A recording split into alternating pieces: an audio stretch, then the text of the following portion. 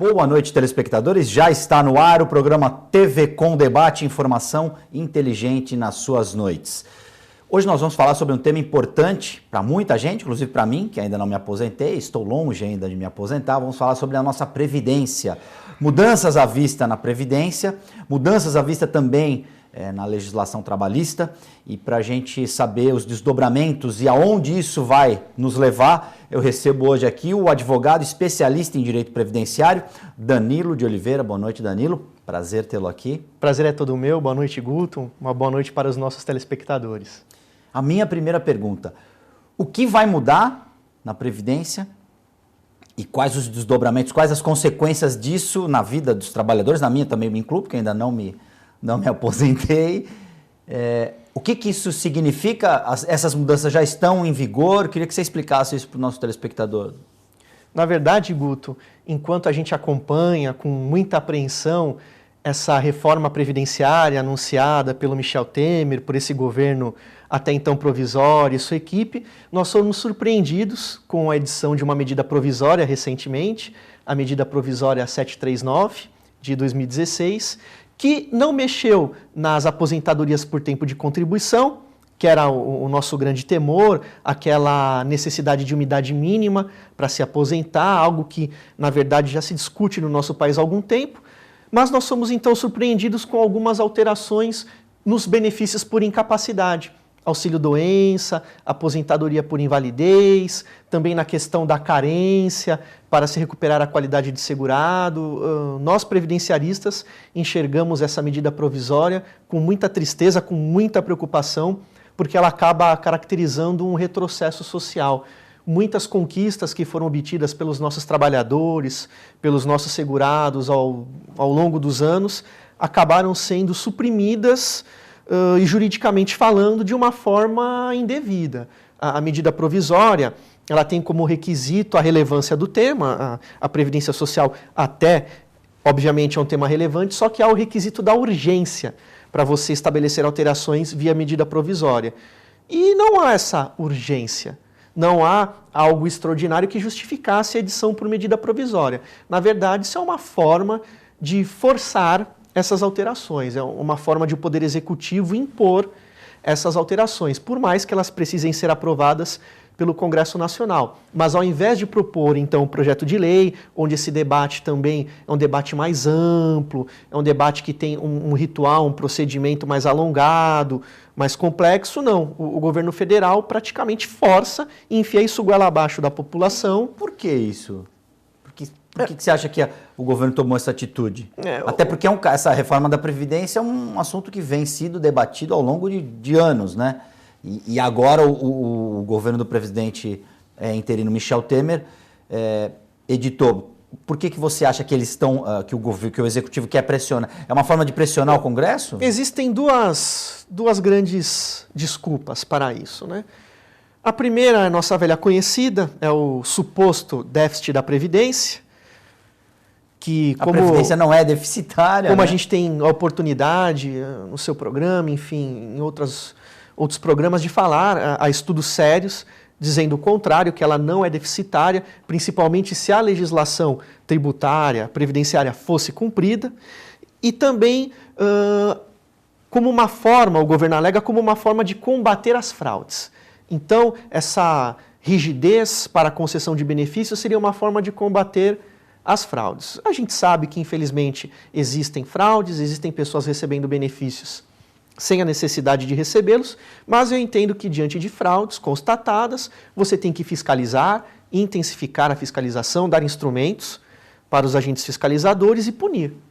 Fazer com que a punição aconteça, seja séria, com que haja um temor pela prática do ilícito e, via de consequência, pela penalidade a ser aplicada. O argumento, por exemplo, seria de que as pessoas não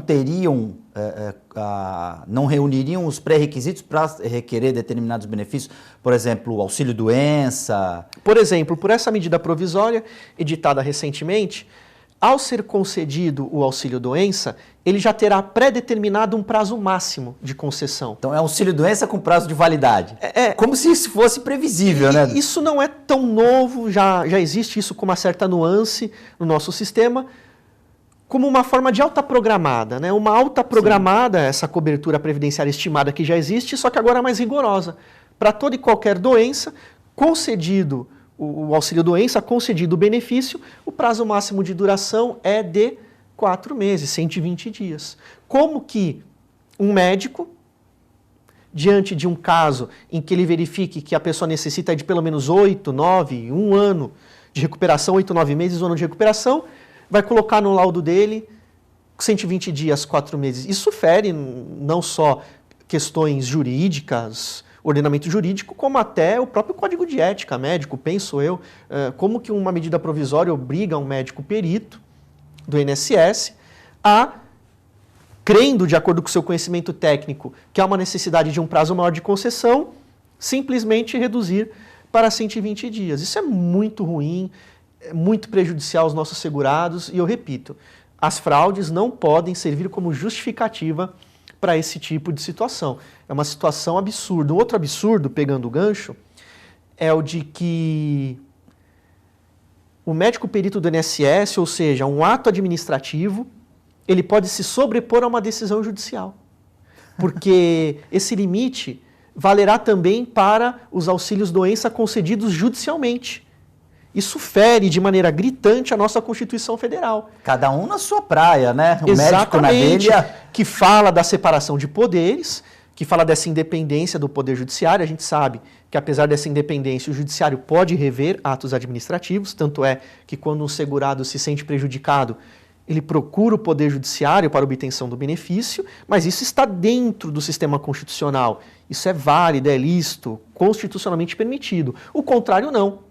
O INSS rever e reverter em prejuízo do segurado uma decisão judicial, isso é inadmissível. De fato, a população, os colegas previdenciaristas, as OABs, por meio de suas subseções, a gente precisa de fato se unir, debater e realmente fazer oposição, não no sentido político, mas no sentido de se opor realmente a essas mudanças. Essa situação aí que você pontuou, significa que podem haver uma enxurrada de ações na justiça contestando esse tipo de determinação do INSS? Esse é um outro receio nosso, porque antes de sermos advogados, que é como eu costumo brincar, se não houvesse o caos, se não houvesse um conflito, se não houvesse um direito violado, não existiria o advogado. Mas antes de ser advogado, eu sou uma pessoa, sou um cidadão, também sou um segurado obrigatório do regime geral de previdência social. A gente se preocupa com isso também, com uma enxurrada de ações que fatalmente serão propostas perante o Poder Judiciário para discutir esse e outros temas. Os especialistas já temem que o INSS acabe se perpetuando como o maior réu do nosso país. Ele está ali, páreo a páreo com a Caixa Econômica Federal, como o maior réu do nosso judiciário. Além dessas questões, o auxílio-doença, a aposentadoria por invalidez também houve alguma mudança em relação à aposentadoria por invalidez? Sim, há também um maior rigor, no sentido de que o segurado pode ser convocado a qualquer momento para ser reavaliado, isso até que não mudou tanto, com respeitado aquele limite de 60 anos de idade. Então, a qualquer momento, o segurado ele pode ser reavaliado, verificada essa incapacidade total e permanente. Quanto a isso, eu não me oponho. Eu acho que é importante que o INSS, por meio da sua equipe de médicos peritos, que ele faça essas avaliações, reavaliações, como forma de verificar a presença do requisito, da incapacidade total e permanente para a concessão do benefício.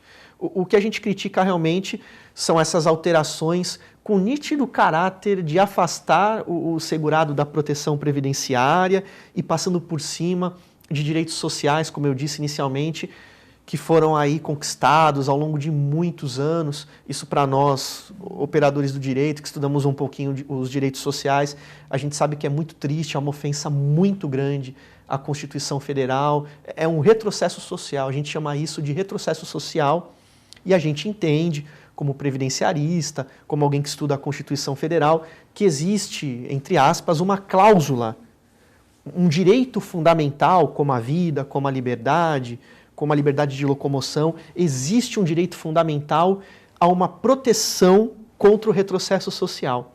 Então, existe uma proibição, uma cláusula de proibição do retrocesso social. E essa medida provisória passa flagrantemente por cima disso. É importante também a gente registrar, Guto, a gente não é contra algumas mudanças. Se mudanças forem necessárias, comprovadamente necessárias, elas devem ser debatidas e implementadas. O que a gente critica e precisa realmente criticar são essas mudanças forçadas, a partir de justificativas falsas, como o déficit da Previdência, a partir de prejuízos a direitos adquiridos, que pegam de surpresa segurados que estão prestes a se aposentar. Isso é muito ruim. Essa insegurança, a gente não pode concordar com ela. Insegurança, você tocou numa palavra-chave.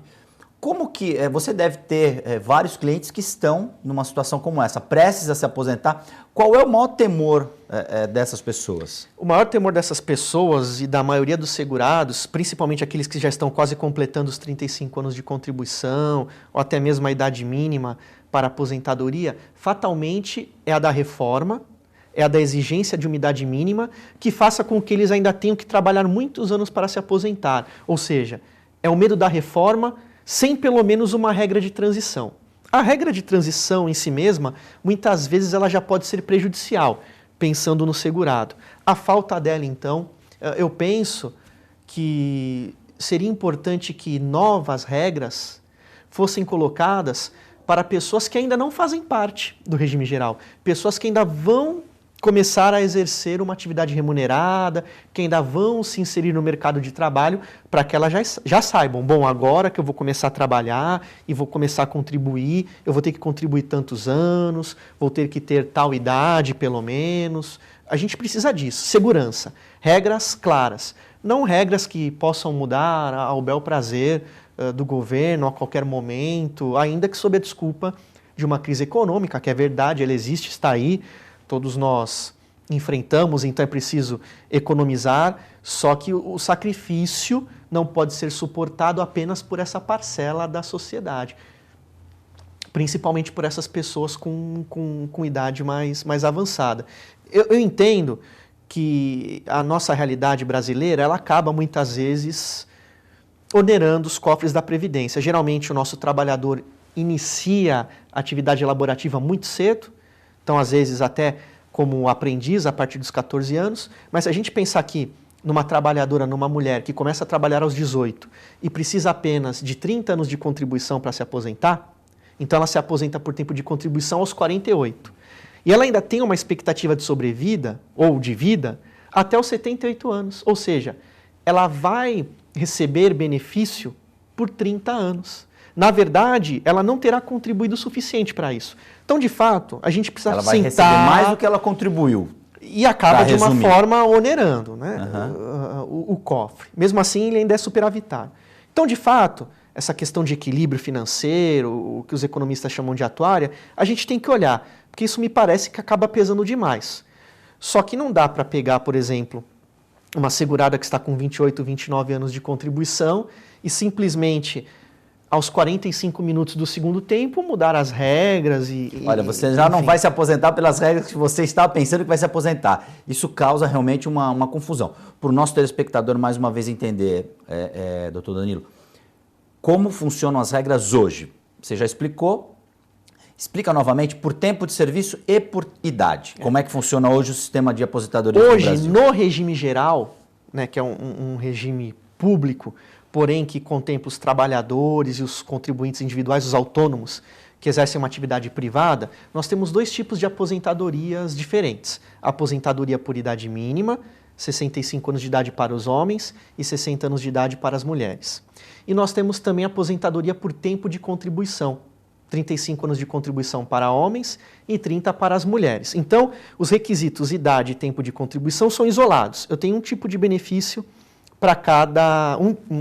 eu tenho um tipo de requisito para cada benefício, idade mínima e tempo de contribuição. Recentemente, por meio de uma medida provisória que virou lei, nós temos a tal da regra 85-95, que de uma certa forma já começa a misturar, a exigir o acúmulo desses dois requisitos. Então, a somatória da idade e do tempo de contribuição tem que resultar para os homens 95, sendo que esse homem tem que ter pelo menos 35 anos de tempo de contribuição. Então, se um homem tendo 35 anos de contribuição e 60 de idade, a soma dá 95. Então, ele pode se aposentar sem a incidência do fator previdenciário. que é aquela fórmula que foi criada para reduzir valor de benefícios. A mulher, mesmo raciocínio. Soma-se a idade dela com o tempo de contribuição. Se ela tiver pelo menos 30 anos de contribuição e aí a idade de 55 anos, 85, ela consegue se aposentar, seria aí por tempo de contribuição, sem o fator previdenciário. Então a gente já verifica aí, Guto, essa tendência da nossa legislação de acabar com a aposentadoria exclusivamente por tempo de contribuição.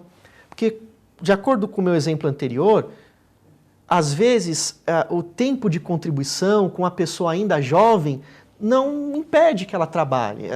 O tempo de contribuição por si só muitas vezes não é um risco social, como idade avançada, invalidez ou uma doença temporariamente incapacitante. Então, essa discussão realmente é importante, a gente tem que pensar nisso. Né? As aposentadorias precoces acabam onerando os cofres da Previdência. Só que a gente precisa de transparência no debate, parar com essa mentira de déficit, explicar como que funciona esse cálculo e fazer a proposta para a sociedade, a partir da verdade, da transparência das contas públicas. E colocar essa situação para debater com a sociedade civil, com os futuros aposentados, enfim. Tenho duas perguntas agora, nessa questão do tempo de contribuição e por idade. Um sujeito que nunca contribuiu, ele pode se aposentar por idade? Não, existe uma carência. Ele não pode se aposentar? Não, existe uma carência de pelo menos 180 contribuições mensais, ou 15 anos de contribuição. No mínimo. Chamada carência, no mínimo. Aí ele está dentro, ele pode se aposentar. Se ele não vier a contribuir mais, ele tem esses 15 anos de contribuição, ele garante aos 65... Pelas regras atuais, hoje. Sim. Pelas regras atuais, sim, porque para a concessão da aposentadoria por tempo de contribuição e da aposentadoria por tempo de idade, não há necessidade da qualidade de segurado, não há necessidade de estar contribuindo para a Previdência naquele momento. Necessidade que acontece para receber auxílio-doença, para receber aposentadoria por invalidez. Então, primeira coisa, ele tem que ter os 15 anos de contribuição. Aí, mesmo que ele não tenha mais, ele garante a aposentadoria por idade, pelas regras atuais. A gente não sabe o que vem por aí. O sujeito que trabalha é demitido. Trabalha é demitido. Isso não interfere na contagem. Né, doutor? É só a pessoa fazer... até queria que o senhor explicasse isso, porque muita gente procura fazer recontagem, precisa saber quanto tempo eu contribuí. Como funciona? É simples assim. É uma conta que a pessoa tem que fazer, pegando os registros na carteira e somando, ou não? Essa sua pergunta ela é muito pertinente.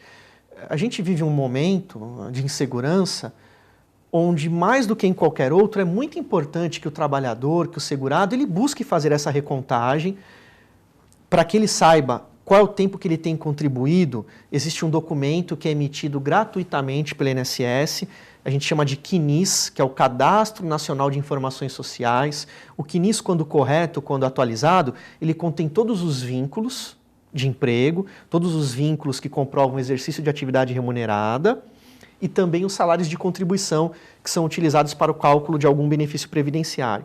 O que a gente tem orientado e fica feliz que isso é uma onda, isso tem crescido, é que as pessoas, os trabalhadores ou mesmo quem esteja desempregado sem contribuir, vá até uma agência do INSS, requeira o CNIS, o Cadastro Nacional de Informações Sociais, e verifique se o tempo de contribuição está correto, se de repente não há alguma guia que ele recolheu que não está inclusa ali, ou algum período, ele trabalhou numa empresa até 2001 e só consta até 2000, porque num momento de necessidade, o erro da informação acaba prejudicando o segurado, atrasando a concessão do benefício, a implantação e às vezes até impedindo isso. Porque na cabeça dele ele tem uma contagem e não necessariamente... Formalmente, que é o que importa, para o INSS ele não tem essa contagem. Porque quem passa a informação é o empregador. Isso. Só que existem empresas, principalmente década de 70, 80, não havia tanto avanço tecnológico como hoje, muitas vezes essas informações não chegavam, se perdiam.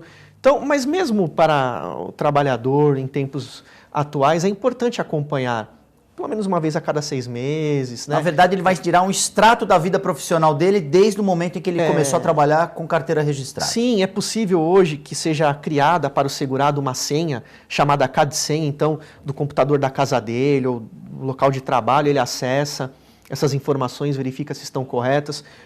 É importante fazer os acertamentos, que é o nome que se chama para eventuais correções, inclusão de valores, de períodos, para não ser pego de surpresa e até eventualmente fazer um estudo, uma análise, se é o caso de desaposentar, se é o caso de aposentar, se de repente ele pode ser beneficiado por uma aposentadoria proporcional ou pela regra 85-95.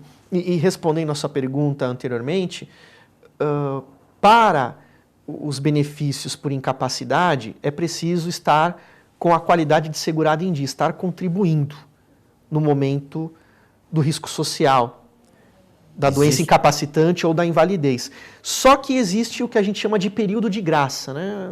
Existem algumas variações, a mais importante é a de 1 ano após a última contribuição. Então, até 1 ano, que na verdade acaba dando 14 meses, pelos cálculos feitos no caso concreto. Então, até 14 meses e alguns dias após a última contribuição, a pessoa fica protegida por esse período de graça e ainda mantém a qualidade de segurado. E aí, por exemplo, sofre um acidente.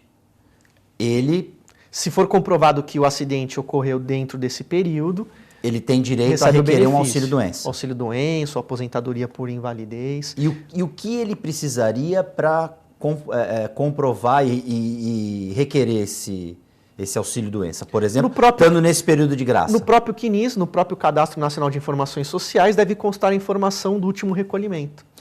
Para a obtenção do CNIS, a pessoa chega lá no posto do INSS, solicita isso no balcão de atendimento? Sim, não há necessidade de agendamento, seja pelo telefone 135, seja pela internet, enfim.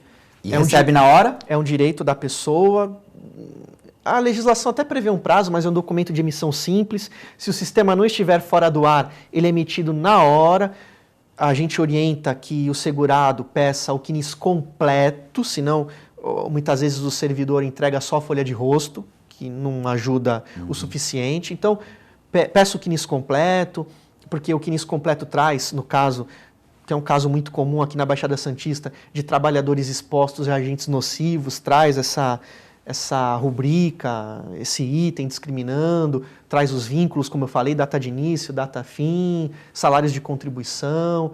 É muito comum que às vezes a pessoa, quando fique desempregada, até como segurado facultativo, faça algum recolhimento, verifica se esse recolhimento está constando, ou muitas vezes até mesmo se a empresa para a qual o trabalhador presta serviços, se ela tem realmente feito os recolhimentos. Né? Infelizmente, às vezes a empresa faz a retenção e não repassa a contribuição previdenciária para o INSS. Então, é uma ferramenta de proteção, realmente, o CNIS para o segurado. E o segurado tem que saber que ele tem esse tipo de ferramenta ao seu dispor. A gente precisa implantar, se fala muito em cultura disso, cultura daquilo no Brasil, a cultura previdenciária. A gente precisa saber que a idade avançada chega, infelizmente, casos de invalidez. Que o corpo humano também envelhece, você não vai ter a mesma capacidade, a mesma força, e o mercado também não absorve as pessoas que já estão chegando naquele limite ou que já passaram dele. São poucos os que conseguem fazer uma poupança, uma economia durante a vida, então é preciso realmente fazer essa análise. Você falou da cultura, a gente já vai entrar, já vou ter o break, mas eu acho que a gente ainda tem um tempinho. Essa cultura previdenciária, em outros países ela existe, principalmente por países da Europa, pelos Estados Unidos, aquela poupança do fim da vida. Por que o brasileiro ainda não tem isso, ou o brasileiro já passou a prestar atenção e se preocupar com esse futuro um pouco menos... A minha experiência mostra que, infelizmente, o brasileiro, ele acreditava que quando ele se aposentasse, o benefício previdenciário, a aposentadoria, seria suficiente para manter o mesmo padrão de vida.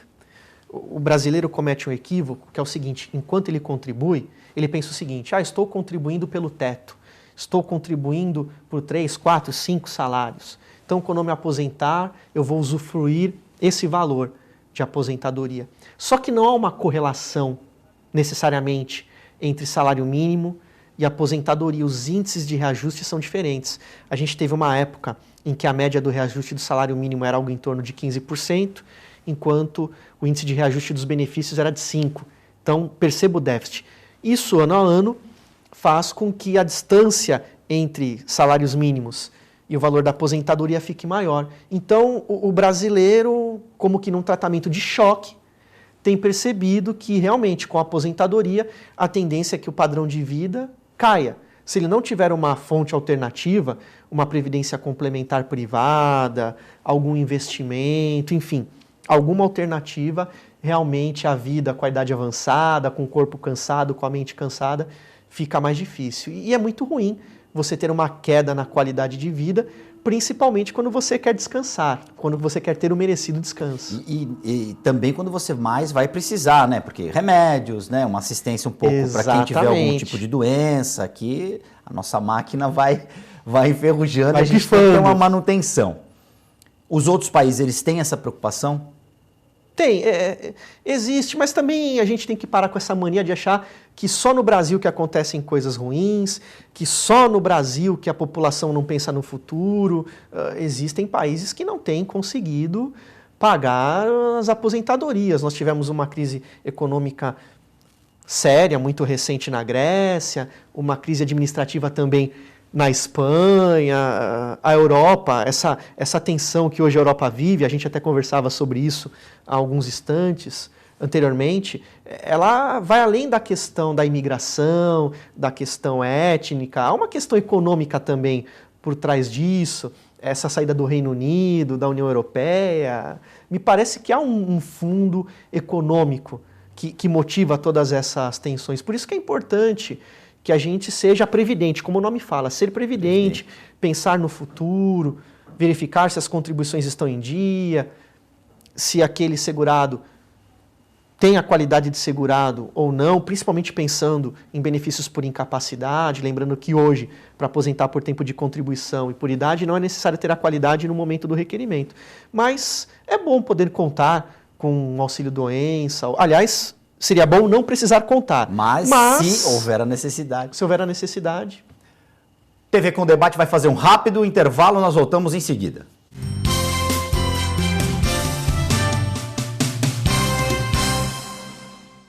Olá, você gosta de videoclipe? Você, assim como eu, acha que música boa não fica velha? Eu sou o VJ Marco Ferrari e apresento Video Classics, o programa que leva você a uma viagem ao mundo do videoclipe. Aqui você vê o melhor dos anos 70, 80 e 90. Video Classics, você assiste aqui na TV com Santos. Espero por você. Ladies and gentlemen, Video Classics.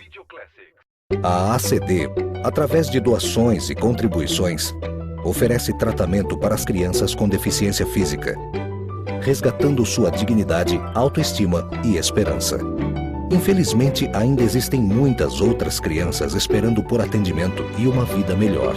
E é nessa parte que entra você.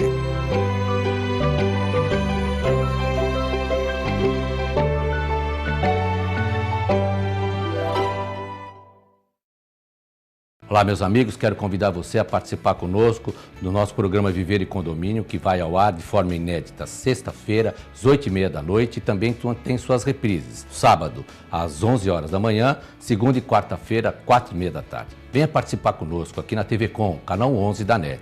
Viver em Condomínio.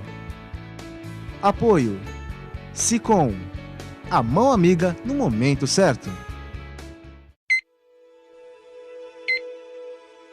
Sua ligação pode salvar a vida de milhares de pessoas que precisam de ajuda urgente. Ligue agora para 0800 941 0808 ou acesse www.msf.org.br e seja um doador sem fronteiras.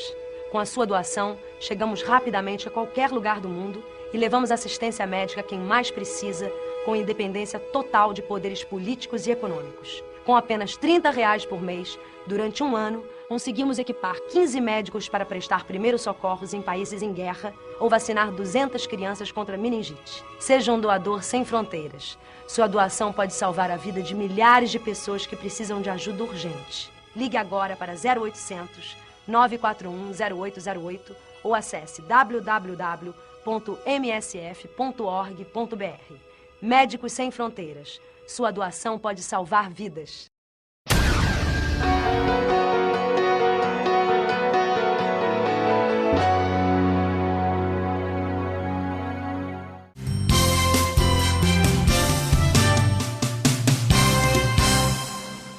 TV Com Debate já está de volta. No programa de hoje nós recebemos aqui o advogado especialista em direito previdenciário, Danilo de Oliveira.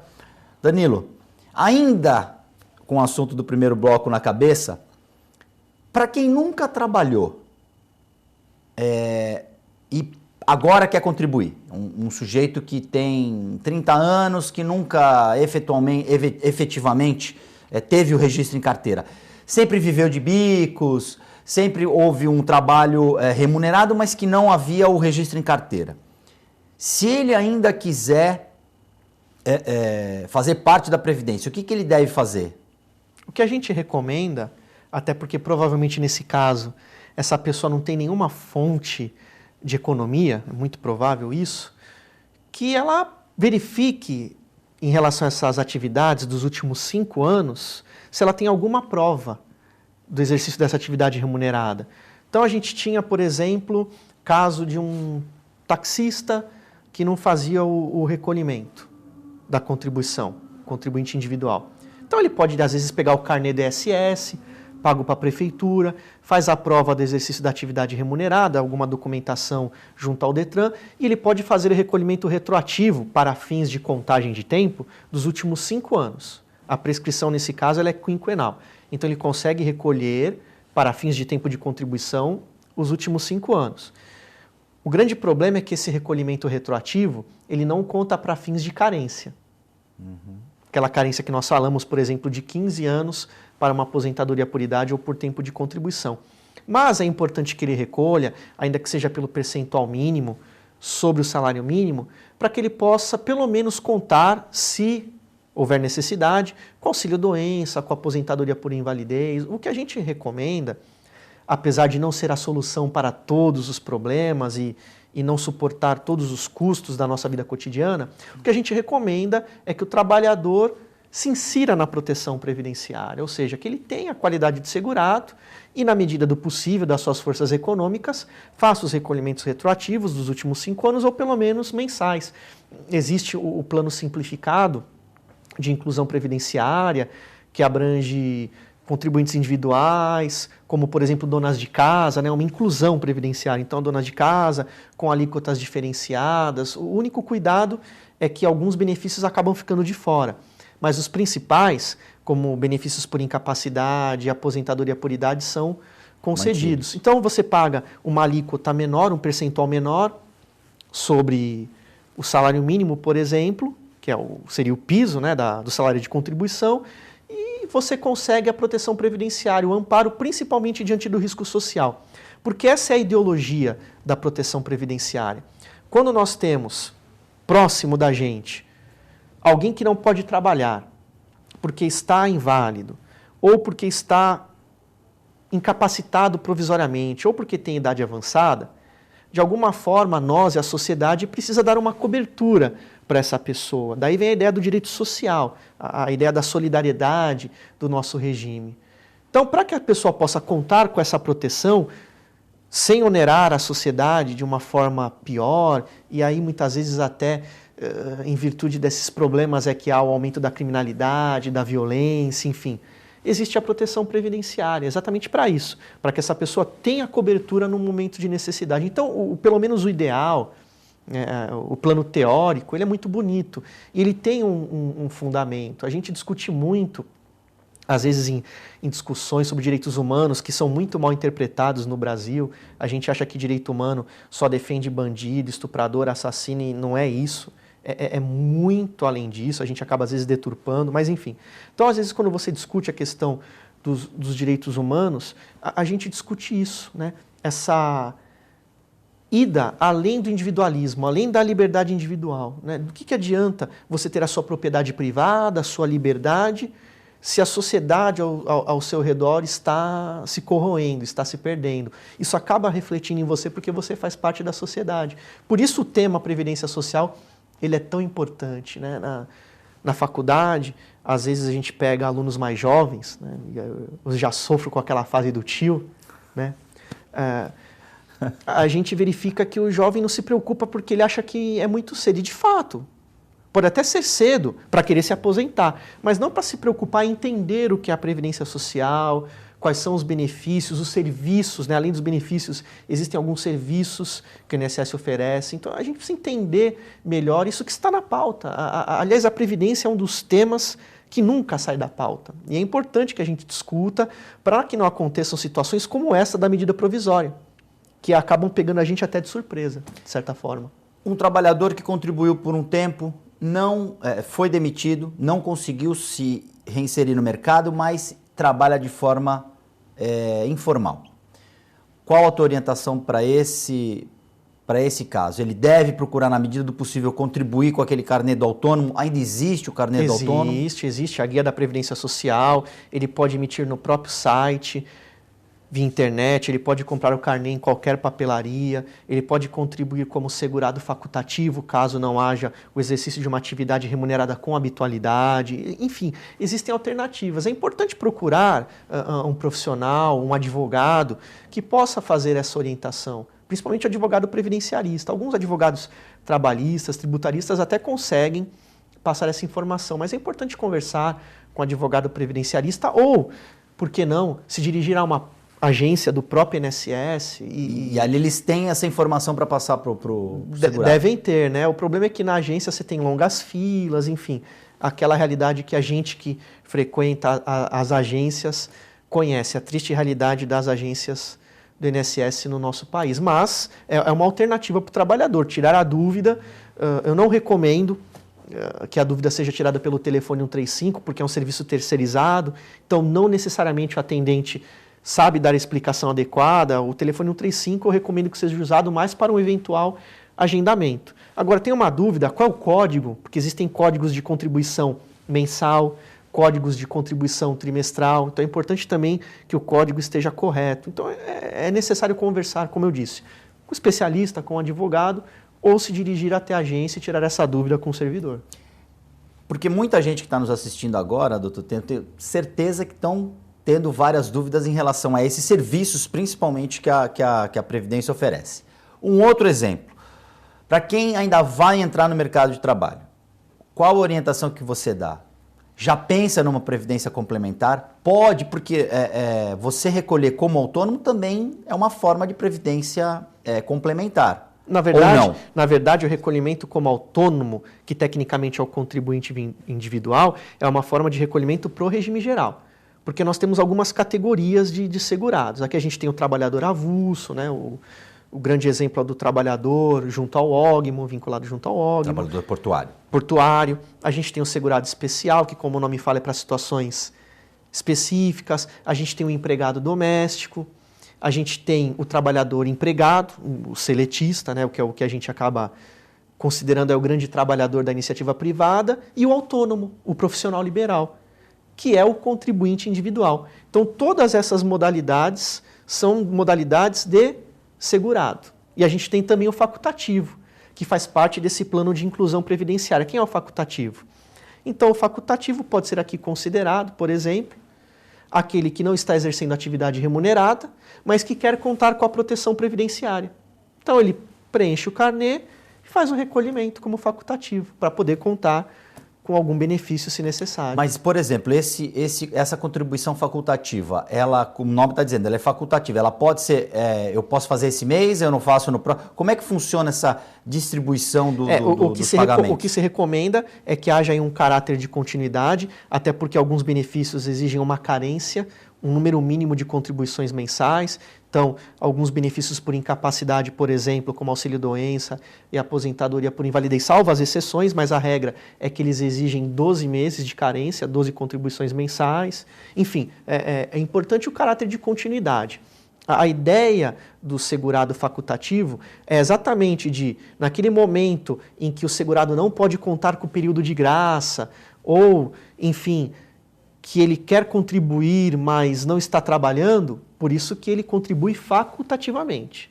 Né? Já que ele não exerce atividade remunerada, não é um segurado obrigatório, ele tem a faculdade de poder contar com a proteção do sistema.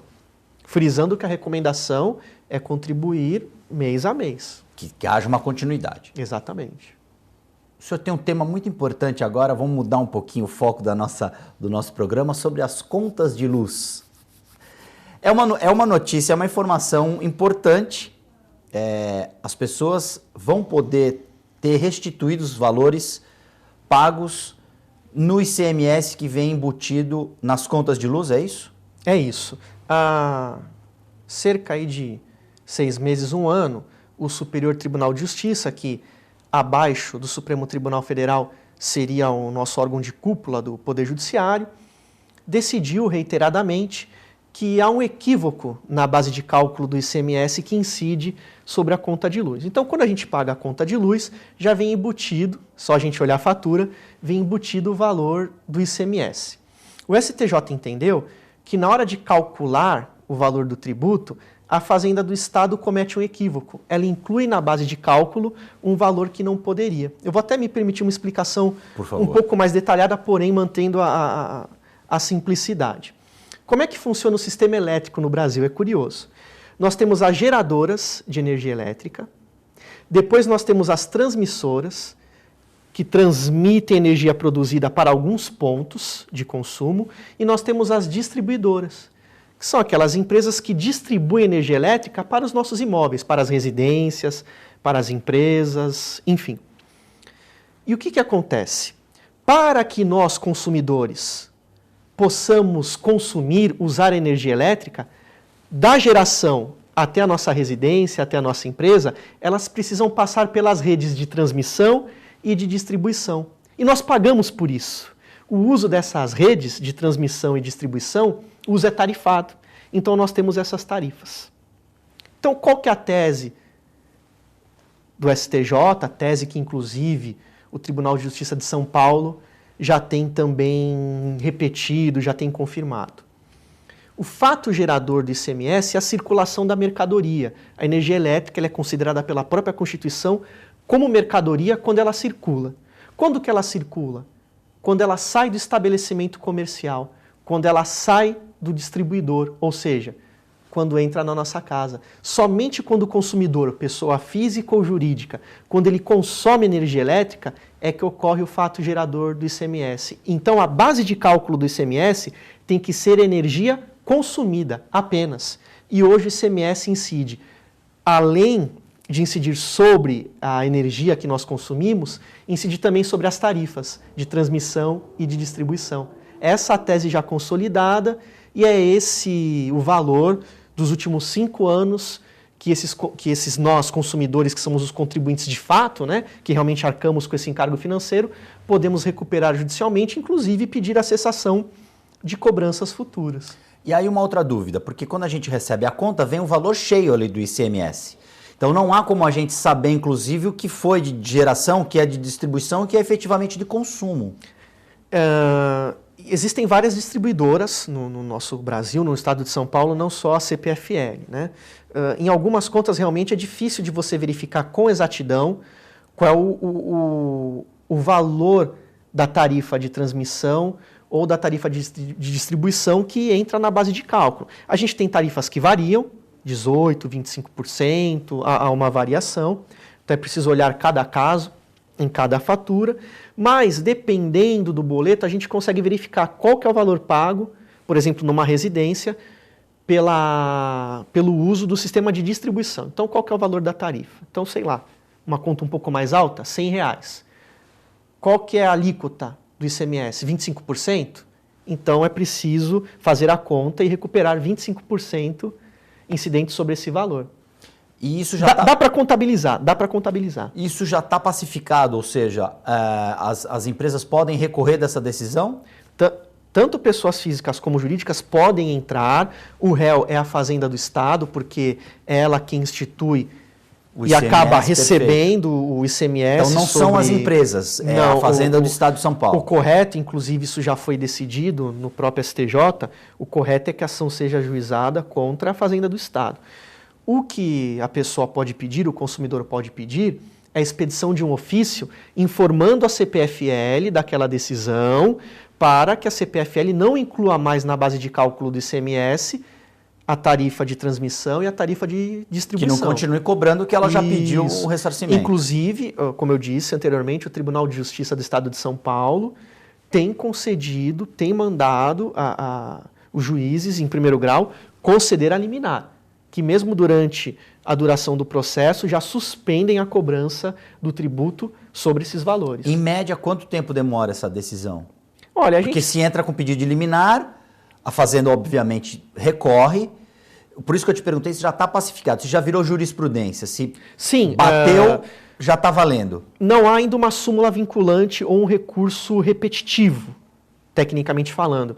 Mas é a jurisprudência praticamente unânime do STJ e praticamente unânime das câmaras de direito público do nosso Tribunal de Justiça aqui de São Paulo. Então, como eu costumo dizer, 100% é muito perigoso de você assegurar para o seu cliente, porque pode acontecer algum probleminha, algo no meio do caminho.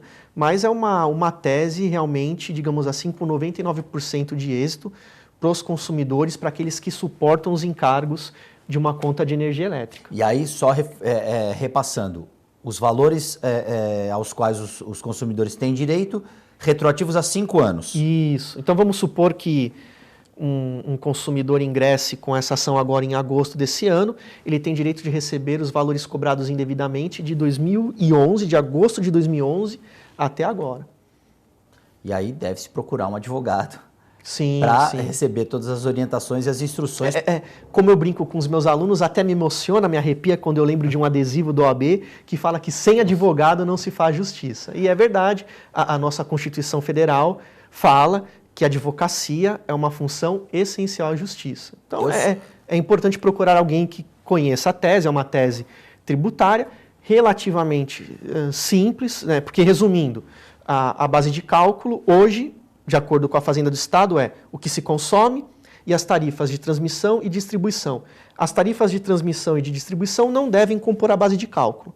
O ICMS só deve incidir sobre aquilo que a gente efetivamente consome. Para o nosso telespectador, mais uma vez, entender, o momento que acionou o interruptor da lâmpada, do lustre da sala, efetivamente ele está consumindo. É sobre essa energia que está entrando naquele momento que ele vai pagar o imposto. Tanto é verdade isso, que isso acaba se verificando até em relação às empresas, porque o que as empresas fazem? Elas contratam um pacote, é um consumo diferente do nosso.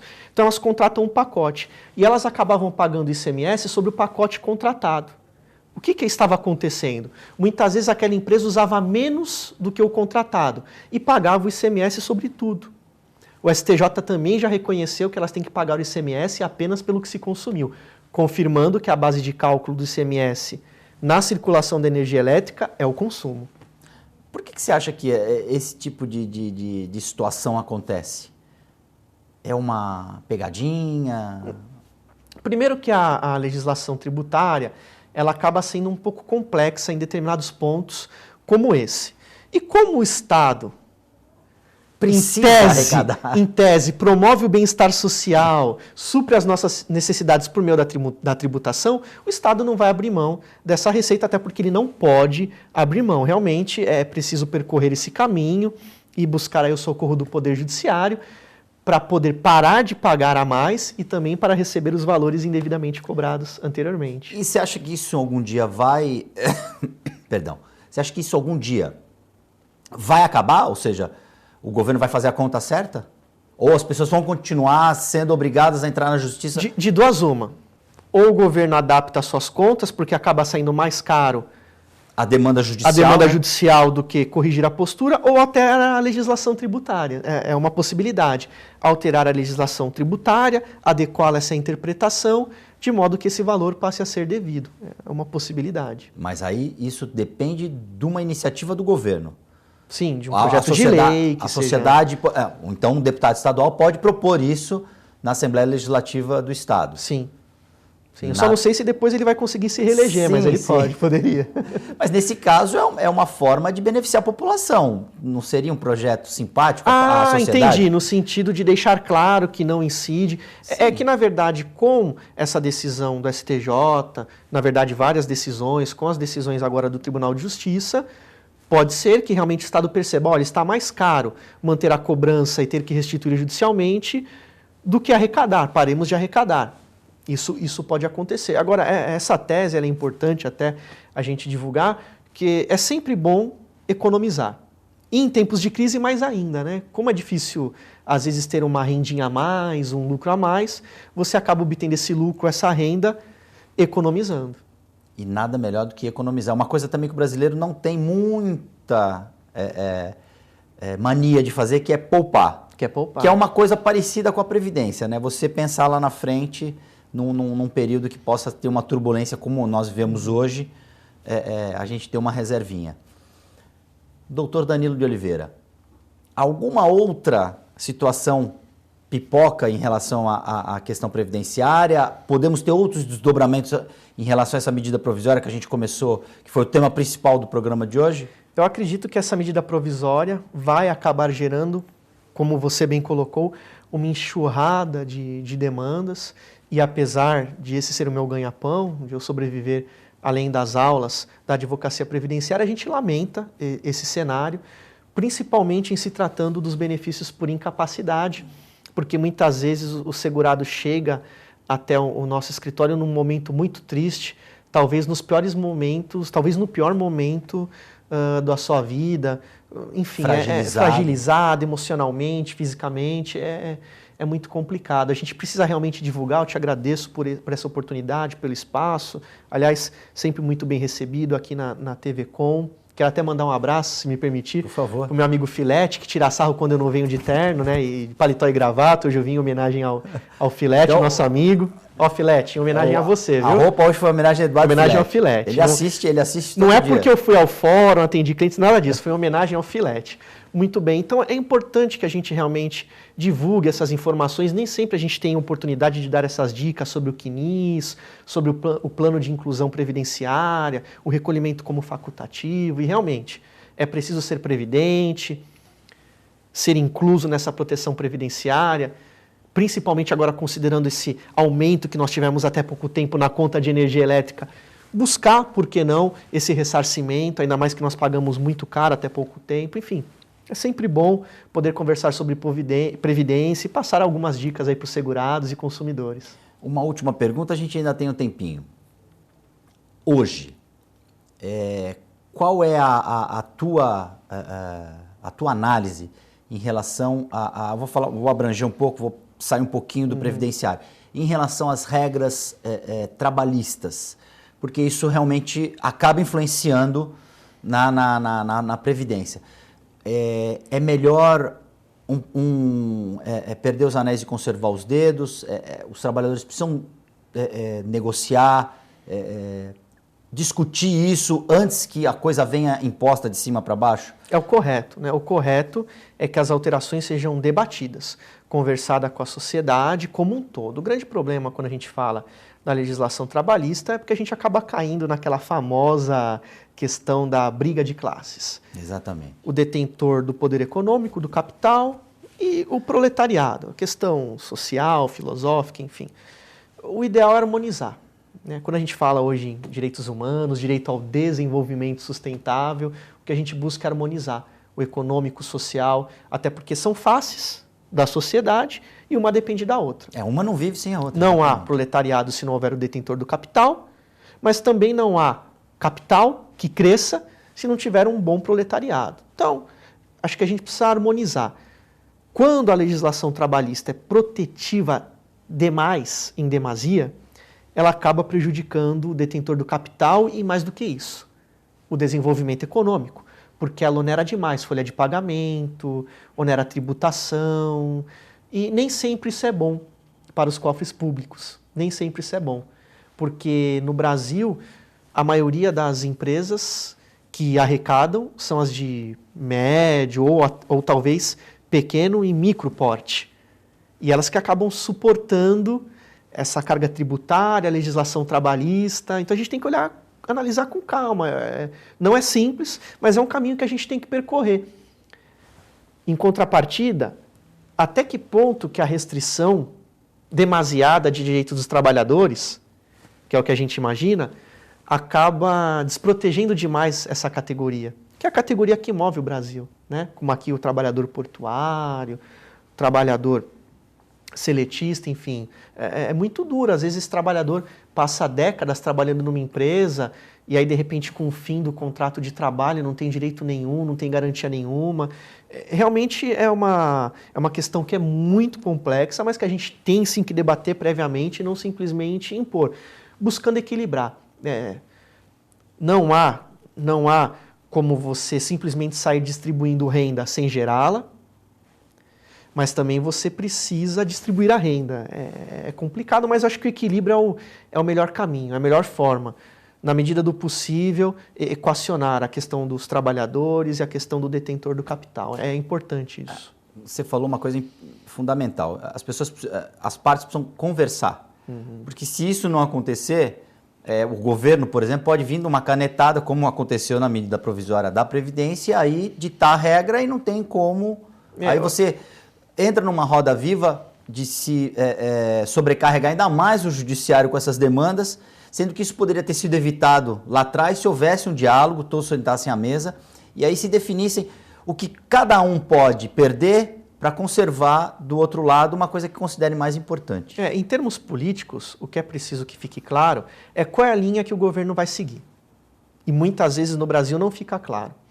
Numa área segue uma determinada linha, numa outra área o avesso. Então é preciso que fique claro para a população qual é a linha de política pública, qual é a linha de governo.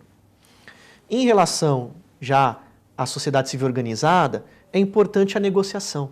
A negociação é fundamental. E é aí que ganha importância o sindicato. Nós temos inúmeros sindicatos, aqui em Santos, por exemplo, sindicatos muito atuantes, e é importante esse papel do sindicato da categoria profissional, com o sindicato dos empregadores, porque numa negociação transparente se colocam aquilo que é possível e aquilo que não é.